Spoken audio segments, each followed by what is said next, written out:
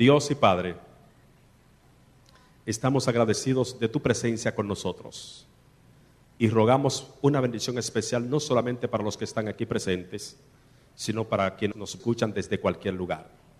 Háblanos en tu palabra, vivifícanos en tu palabra y cámbianos en tu palabra, en el nombre de Jesús. Amén.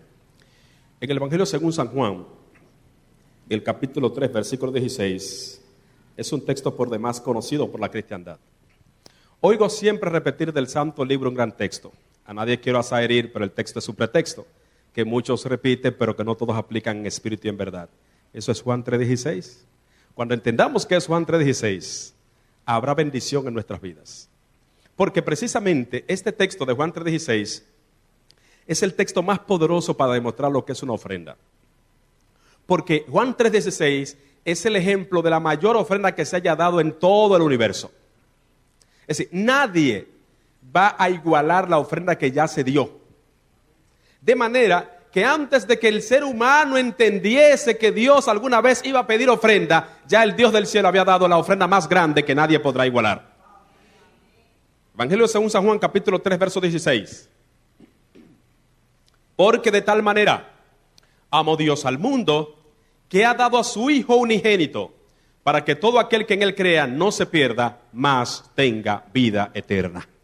Noten ustedes, ahí está el verbo dar, ha dado. Algunas versiones dicen dio. El verbo dar es sinónimo de dádiva, es sinónimo de ofrendar, es sinónimo de entregar. El Dios del cielo dio el maravilloso don a Cristo su Hijo. Así que si alguien siente que a veces Dios requiere mucha ofrenda de él, déjeme decirle que Dios nunca está dispuesto a pedirle a sus hijos más de lo que él ya ha dado. De hecho, lo que Dios nos ha dado, usted y yo no lo podemos igualar. De tal manera Dios te amó que tiró un cálculo y vio que la única forma de tú salvarte era dar la ofrenda que no tenía forma de medirse. Dio a su único Hijo para que todo aquel que en él crea no se pierda, sino que tenga vida eterna. Los escépticos, las personas que tratan de criticar a Dios y a la Biblia, siempre han tratado de buscar algún esquinero donde burlar a Dios. Y sobre este texto hubo un escéptico que en un auditorio quiso quedar mal parado a Dios, diciendo: Dios no tuvo tanto amor como él dice. Porque qué amor tan grande de ese Dios es que en vez de venir él a morir, mandó a su Hijo a morir. Diciendo que si el Padre nos hubiese amado tanto, no hubiese mandado al Hijo, sino que muere él. Así que él ignoró dos cosas. Lo primero, que parece que él no era padre para decir eso. Y lo segundo, ignoró lo que significa que Dios estaba con Cristo reconciliado consigo al mundo. Lo primero es que los que somos padres sabemos que el dolor más grande es usted ver a su hijo morir. Cuando usted tiene un niño a las 3 de la mañana con una fiebre, usted la abraza queriendo que la fiebre se le pase a usted. Porque usted sufre más viéndolo a él que teniendo usted la fiebre. De manera que el amor de Dios fue tan grande porque fue terrible para el Padre ver a su Hijo morir como un pecador en la cruz del Calvario. Excelsa es la ofrenda. Dios te amó con poder. Por otra parte, Dios es uno. Jehová tu Dios uno es. El Padre, el Hijo, el Espíritu Santo. La muerte de Cristo en el Calvario es el mismo Dios hecho humanidad en relación para salvar a todo pecador. Eso es maravilloso. Así que si alguien alguna vez se quejó sobre ofrendas, déjeme decirle, Dios puso el mayor ejemplo. Dio la ofrenda más grande que el universo haya presenciado. Sobre este concepto de ofrenda, yo quiero que aprendamos 3 misterios, 3 conceptos de misterios en las ofrendas. Lo primero que veremos es el misterio detrás de la gran ofrenda de Dios. Lo segundo que veremos es el misterio detrás de tu ofrenda voluntaria. Y lo tercero que vamos a ver es el doble misterio de la salvación detrás de la ofrenda voluntaria. Vamos a ver misterios de misterios. Solamente cuando estemos en el cielo, la gente va a comprender los misterios. Porque solamente cuando usted conozca a Dios, como es su privilegio conocerle, entenderá cómo eran en verdad las cosas. Cómo creíamos que sabíamos, Pero ¿cuántos misterios están envueltos en las cosas que Dios hace en beneficio para nosotros? Cuando hablamos del misterio detrás de la gran ofrenda, la ofrenda que Dios entregó, me gustaría que entendamos en qué consiste esto. En el libro de Génesis, el capítulo 2, los versos 16 y 17, Génesis capítulo 2, versos 16 y 17, dice allí: y mandó Jehová Dios al hombre diciendo: de todo árbol del huerto podrás comer, mas del árbol de la ciencia del bien y del mal no comerás, porque el día que de él comieres, ¿qué va a pasar? Ciertamente morirás. Dios creó todo perfecto, hizo al hombre perfecto y lo colocó como administrador y le dijo que de todo lo que había ahí podía comer. Pero Dios se había reservado un árbol llamado el árbol de la ciencia del bien y del mal, y había dado instrucción a la raza humana, en la persona de nuestros primeros padres, Adán y Eva: no coman de ese árbol, porque el día que coman de él ciertamente morirán.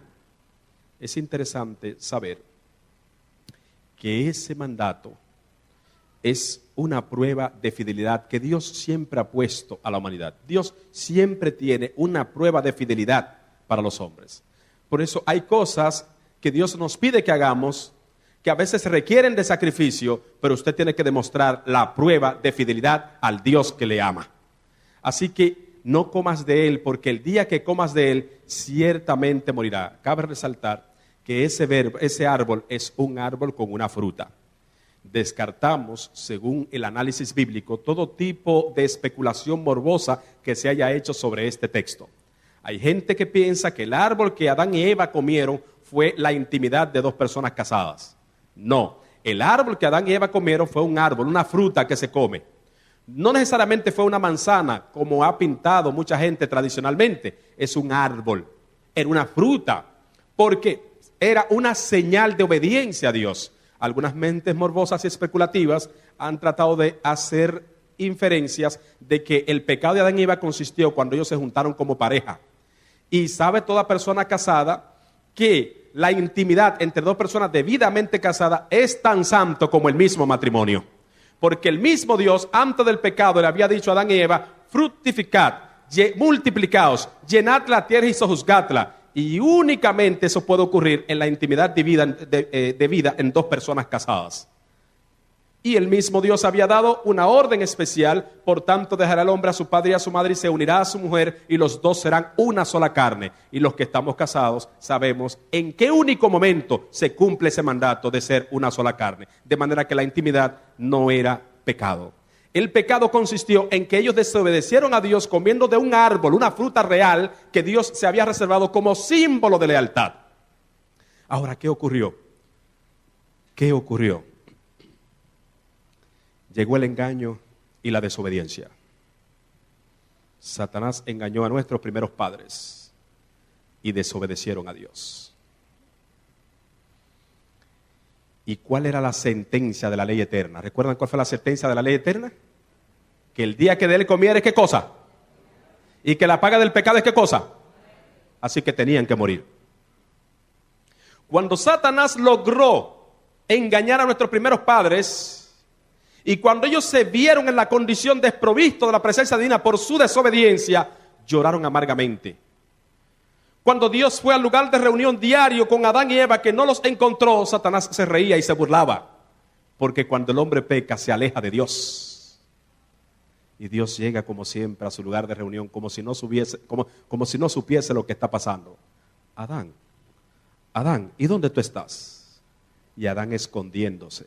Porque cuando desobedeces, cuando Satanás te engaña en el pecado, huyes de Dios y desobedeces a Dios.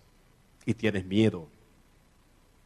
Así que Adán y Eva le cuentan al Señor.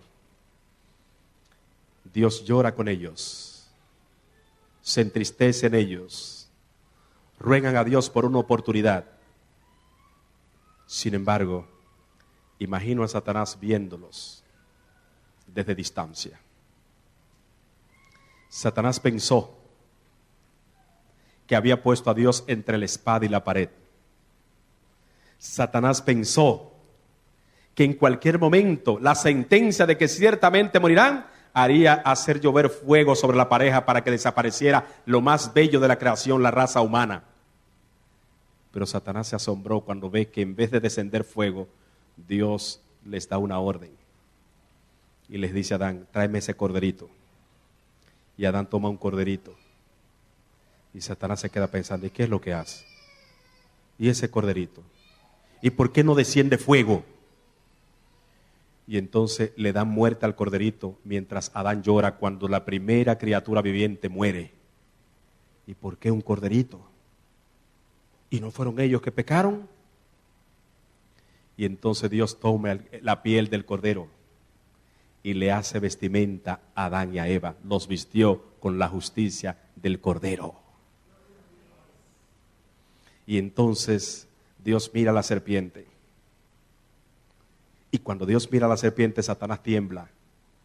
Porque cuando Dios mira a la serpiente y le dice lo que le dice a la serpiente, él sabe que no es la serpiente que se le están diciendo. Enemistad pondré entre ti y la simiente suya. Bien que le has herido en el calcañar, pero él te aplastará la cabeza. Y Satanás se asustó. Pero su susto fue más grande mientras veía en toda la ceremonia del culto egipcio, del culto de Israel, cada sacrificio que un pecador llorando llevaba un cordero para expiar su pecado. Y su susto fue más grande cuando allá, en aquel bautisterio de un río llamado Jordán, Juan el Bautista identificó al cordero y le dijo, señores, por fin miren aquí el cordero de Dios que quita el pecado del mundo. La ofrenda de Dios fue grande porque Dios tenía una ofrenda preparada. La Trinidad se había reunido. La Trinidad dijo, si el hombre peca, alguien de nosotros tiene que hacer provisión. Nadie pensó, ni Satanás, que el mismo Dios se haría humano para expiar tu pecado. Cuando se reunió la Trinidad, se miraron. Alguien debe morir. Los ángeles estaban presentes. Y hubo ángeles de diferentes rangos que dijeron, nosotros morimos por ellos. Y la divinidad rechazó la propuesta.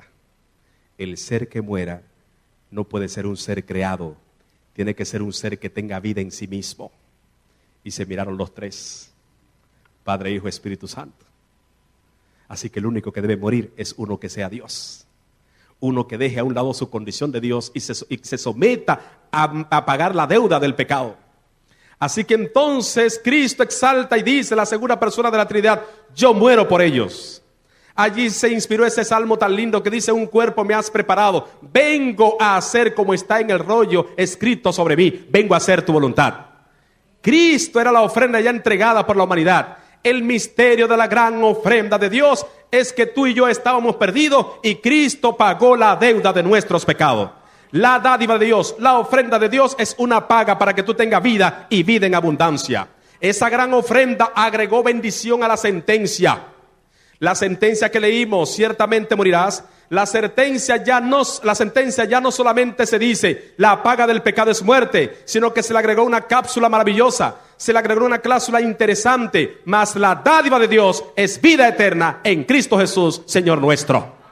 ¿Vieron la palabra dádiva? ¿Qué es una dádiva? Una ofrenda. La paga del pecado es muerte, pero la ofrenda de Dios, la dádiva de Dios, el regalo de Dios, la paga de Dios es vida eterna a través de la muerte de Cristo Jesús, nuestro Señor. Ese es el misterio de la gran ofrenda que Dios entregó. Cristo es el todo y en todo. Es el centro hasta de la ofrenda, porque Él es la ofrenda que nos salvó. Eso es maravilloso. Pero cuando te decimos que necesitamos comprender el misterio detrás de tu ofrenda voluntaria, detrás de tu ofrenda voluntaria hay un misterio. Y entonces cuando lo comprendas, no va a estar tratando de ver si puedo dar, si es mucho lo que doy, no. Cuando comprendas el misterio, vas a entender lo maravilloso que es una ofrenda voluntaria. En el segundo libro de Samuel, el capítulo 24 y el verso 24, segundo libro de Samuel, capítulo 24, verso 24, está este texto. Y el rey dijo a Arauna, no, sino por precio te lo compraré, porque no ofreceré a Jehová mi Dios sacrificios que no me cuesten nada. Aquí hay un misterio. La ofrenda espontánea, generosa y que le agrada a Dios es aquella que emana de un corazón agradecido y que ha contemplado lo que ya Cristo ha hecho por él en su vida. Ese incidente de David surge en un momento especial cuando David había cometido un gran pecado delante de Dios. Y Dios no solamente le había perdonado, sino que le perdonó la vida. Y también perdonó una mortandad y sanó toda la enfermedad. Él se sintió tan agradecido por la misericordia de Dios que él dijo: yo tengo que agradecer a mi Dios. De manera que cuando tú te sientes tocado por lo que Dios ha hecho en tu vida, tú quieres agradecerlo. Y no solamente dice: te alabo, te doy gracias, Señor, sino que también lo haces tangible. David oró a Dios y le agradeció, pero dijo: no, yo tengo que hacerlo tangible, así que yo voy a dar una ofrenda buena a mi Dios. Y visitó a un hacendado llamado Arauna y le dijo: seleccióname el mejor ganado que tú tengas, seleccióname el mejor lugar, porque voy a hacer un altar y voy a ofrendar a mi Dios sacrificios de mejores toros, de mejores corderos. Elígeme lo mejor que tú tengas. Y Arauna le sacó una selección especial y David seleccionó lo mejor que había. Y le preguntó a Arauna, el rey le preguntó a Arauna: dime, ¿cuánto me cuesta estos corderos que voy a sacrificar a mi Dios? Y Arauna le dijo a David: lo que a usted y a mí nos gustara que nos diga alguien si tenemos que dar una ofrenda. Si usted tuviera que dar una ofrenda a su Dios y alguien le regala esa ofrenda para que usted le dé, le gusta, porque entonces no va a bajar su patrimonio. Arauna le dijo a David algo que a usted y a mí nos gustaría, pero a David no le gustó. Arauna le dijo: mira, rey, todo eso, usted es el rey, yo le doy todo eso gratis. Mire, ese ganado, usted es el rey, lléveselo gratis y ofréndele a Dios. Y ahí fue que David dijo: no, Arauna, sino que por el precio que eso vale yo te lo voy a comprar, porque yo no puedo ofrecerle a Jehová mi Dios un sacrificio que no me cueste nada. En otras palabras, después de la misericordia grande de mi Dios, yo no puedo venir a Jehová con un sacrificio que no me cueste nada. Después de tantas veces que me ha perdonado, yo no puedo venir a Jehová con una ofrenda que no me cueste nada. Después que me sacó de la casa de Isaí, mi padre, siendo yo el más pequeño, sin futuro, y ponerme rey en Israel, yo no puedo venir a Jehová con una ofrenda que no me cueste nada. No, sino que por precio te lo pagaré, porque no voy a dar a Jehová sacrificios que no me cuesten nada. El secreto y el misterio de la ofrenda es que cuando el corazón es tocado porque ha contemplado lo que Dios ha hecho en tu vida, no andas averiguando qué es lo menos que hay que dar, sino qué es lo más que puedo hacer para agradar al Dios que ya me ha bendecido. Se cumple en ti lo que Cristo dijo en Mateo capítulo 10, verso 8. Mateo capítulo 10, verso 8 dice claramente: con la misma gracia que recibisteis, dad con esa misma gracia. ¡Qué bendición! El doble misterio de la salvación detrás de la ofrenda voluntaria es significativa. El doble misterio de salvación detrás de la ofrenda voluntaria. Quiero que lo contemples en el libro de los Salmos, el capítulo 50 y el verso 12. Salmo capítulo 50, verso 12. Dice la palabra de Dios: si yo tuviese hambre, no te lo dijera a ti, porque mío es el mundo y su plenitud. ¿Saben ustedes cuál es el doble misterio de la salvación detrás de la ofrenda voluntaria? Que Dios te pide ofrenda para bendecirte a ti.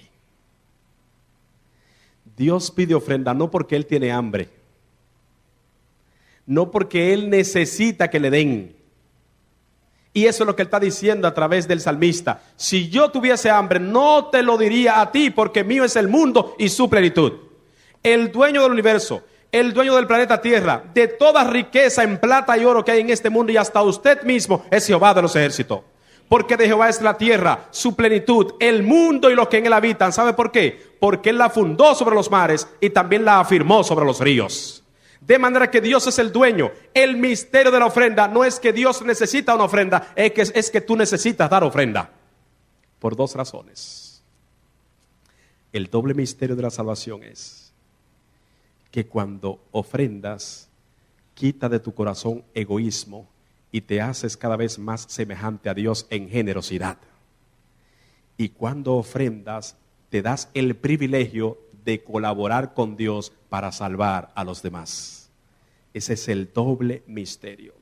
Entonces, el doble misterio salvífico de la ofrenda es tu salvación y la salvación de ¿quiénes? De los demás. ¿Por qué tu salvación? Porque cuando te desprendes de cosas, cuando das con alegría a Dios, se reduce el egoísmo de tu vida y te hace cada vez más semejante a Dios en generosidad y en dadivosidad. Al mismo tiempo te conviertes con gozo en un colaborador de Dios para salvar a la gente. Eso es maravilloso. La ofrenda no tiene que ver tanto con una necesidad de fondos, sino más con una necesidad del corazón. ¿Se entiende? La ofrenda no tiene que ver con una necesidad de fondos, aunque los fondos son necesarios para la predicación del Evangelio, ¿sí o no? Pero la gran necesidad es en el corazón que está. Ofrendar es agradar, asemejar y colaborar. ¿Te explico eso? Agradar a Dios. Cuando ofrendas, agradas a Dios y le agradece por todo lo que Él ha hecho por ti. Cuando ofrendas, te asemejas a Dios en dadivosidad y en generosidad. Y cuando ofrendas, colaboras con Dios para que otros puedan ser salvos también por toda la eternidad. Porque una vez alguien dio ofrenda y la salvación llegó a tu vida. Con esa misma gracia que recibiste, dad con esa misma gracia. La mejor ofrenda que tú puedes dar es tu corazón. La mejor ofrenda que puedes dar es tu corazón. Si bien es cierto que en tu iglesia se necesitan ofrendas para que la obra se propague en el mundo, Dios quiere primero que le des tu corazón. Cuando le das tu corazón a Dios, no hay conflicto con la ofrenda en tu corazón. Porque entonces al contemplar a Dios maravilloso, no vas a estar buscando qué es lo menos que voy a dar de ofrenda, sino qué es lo más que yo puedo dar para agradar al Dios que ya me ha salvado. Ese es el misterio maravilloso de la ofrenda. Quiero que te identifiques con esta historia. Una historia interesante. Y debe ser la historia tuya en esta hora. ¿Te puedes identificar con esta historia? Traían en silencio, presentes al Señor. Su amor, humilde y puro, les daba gran valor. Palabras de consuelo y hechos de bondad, Jesús los recibía por su sinceridad. Aparte de los otros, un pobre viador miraba cómo daban tributos al Señor. Él nada poseía, pero sentía gran amor y cuánto anhelaba dar algo de valor. Señor, clamó el hombre, acepta tú mi don, acepta lo que tengo, mi triste corazón. Le dijo el buen maestro al pobre viador, de todos los presentes es este el mejor. Por eso te digo, ¿quisieras dar a Cristo el más precioso don? Di ahora, Cristo, mi maestro, te doy mi corazón. Hoy es el tiempo maravilloso. Dale tu corazón a Jesús. Yo te invito a que en tu iglesia tú vayas en cualquier momento con una ofrenda especial de agradecimiento a Dios. Te invito a que ese hábito de ser fiel a Dios sistemáticamente lo acentúe, lo acrecentes y siempre proveas para que la obra de Dios se haga en el mundo.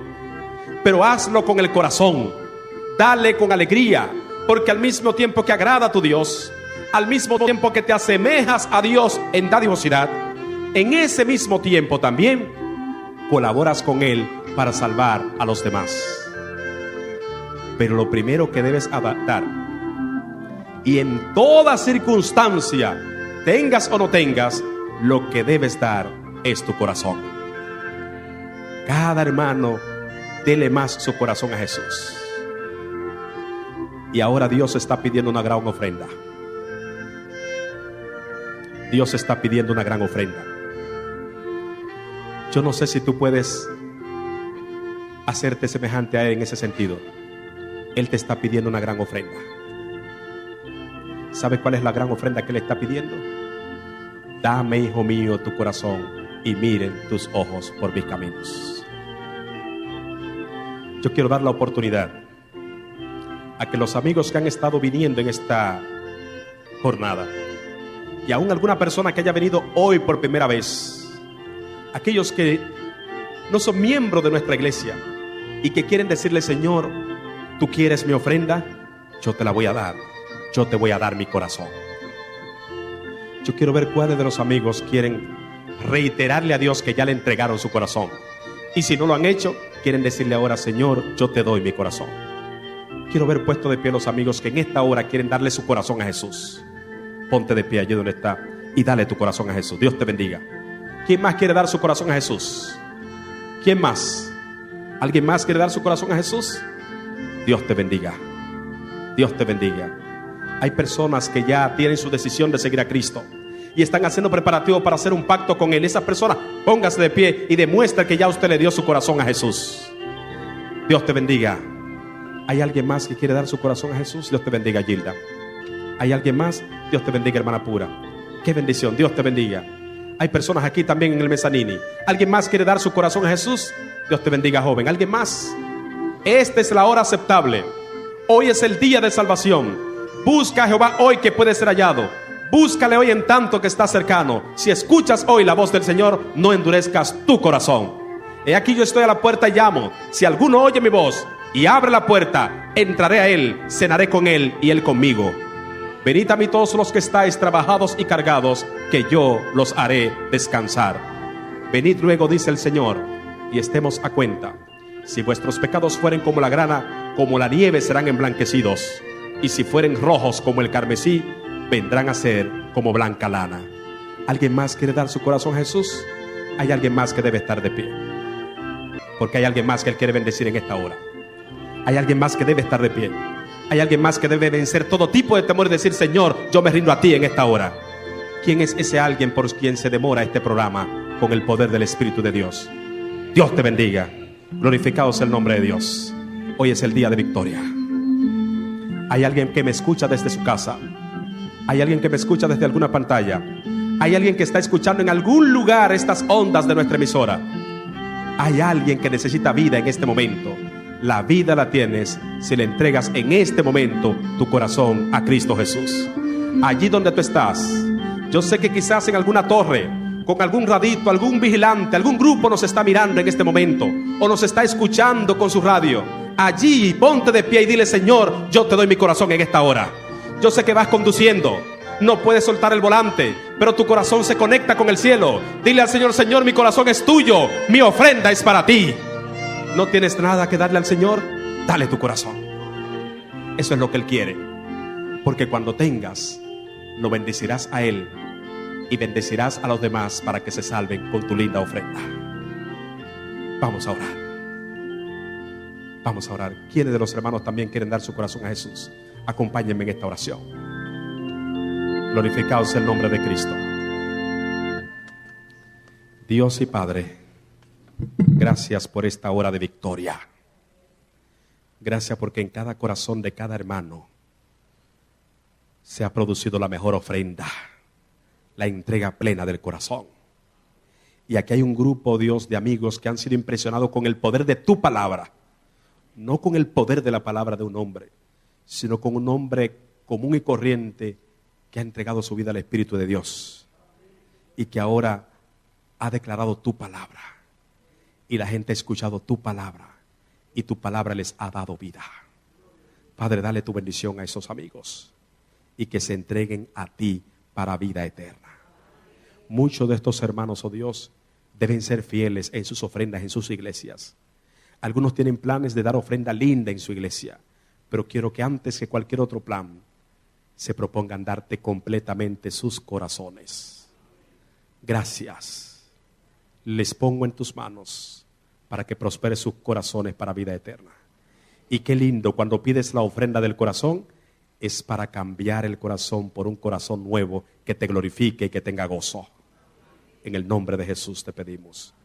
Amén y amén.